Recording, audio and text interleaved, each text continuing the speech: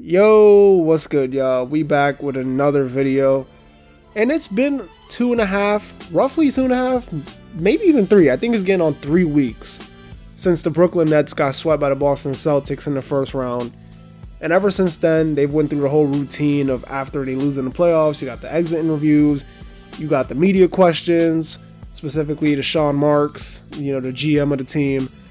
And one of the questions had to do with, what type of players do they want heading into next season. Obviously, they got a lot of free agents on the roster going into the offseason and lots of questions to be asked, So one of the questions had to do with availability on the roster. What do they want to expect for next year's team? And Sean Marks has said, quote, "We're going to need availability from everyone." And obviously, being just putting, common sense into this applies to just 2 people on the team. Obviously, it just applies to 2 people. Let's keep it real. He was talking about Kyrie Irving, or he was talking about Ben Simmons. And I'm leaning towards it being Kyrie Irving, because Ben Simmons was actually hurt, had surgery, and Kyrie obviously wasn't. He wasn't hurt, just didn't want to comply with city rules, which I respect. I'm not going to criticize him for it, but he did end up playing only 29 games this past season. Obviously, this messed with the team. The chemistry wasn't good. And, it makes sense. You have to integrate a player of Kyrie Irving's abilities, his star power, into a team that had already been playing together all season. And he was playing basically on and off. He wasn't playing home games, played only away games. Then towards the end of the season, played home games. So lots of things were going into it. And it made sense why they kind of struggled, never found their groove.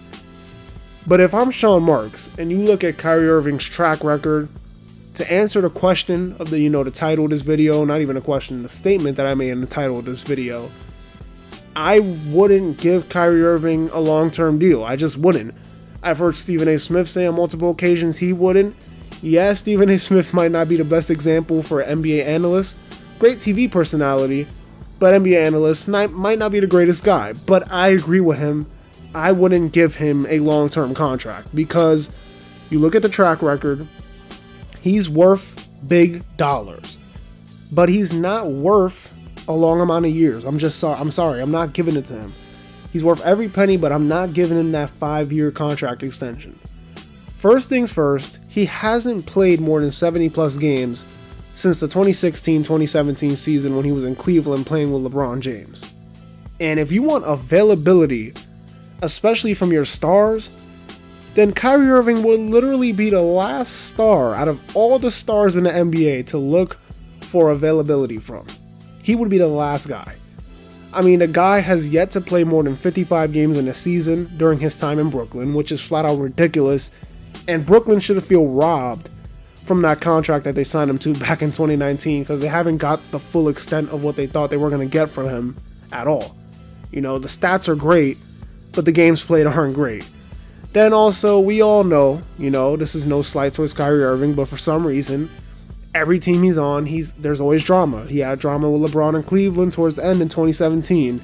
Then also he had that drama in Boston the year he came back from the injury. He played in 2019, drama there. When he lied to the fan base and said he was going to re-sign, then left in the offseason to Brooklyn, that's a big deal. Then obviously, basically, his whole Brooklyn Nets tenure has been filled with drama.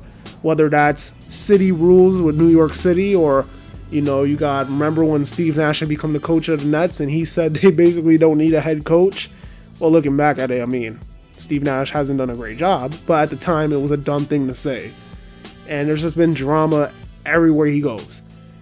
Don't get me wrong, Kyrie Irving is one of the most elite players in the league and can do whatever he wants on the basketball court.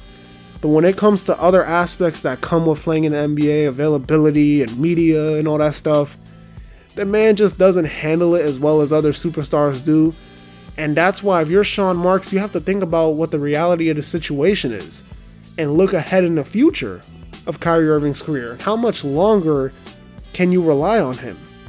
How much longer can you rely on Kyrie Irving to be your second guy? Because he's always hurt. He's drama everywhere he goes for some reason. So you have to think, is he worth the 5 years? The answer to that for me is no. I would give him like a 2-3 year contract maximum. And that's it. I'm not giving him a 5-year deal, because You don't even know. I mean, who knows when the man's gonna retire? You don't even know when his, you know, what he's thinking in his brain. The man can retire at any moment out of nowhere. He's just one of those type of guys. Not saying he's gonna retire anytime soon, but who knows? Who knows with Kyrie? You never know. The man could take a 2-week break. You'll never hear from him. You know, you never know what you're gonna get with him. So anyways, that's gonna do it. Don't forget to like, comment, and subscribe. Also find me on Twitter and Instagram. Link will be down in the description below. This has been a checkup where we talk hoops and hoops only. And I'll see y'all in the next video. Peace.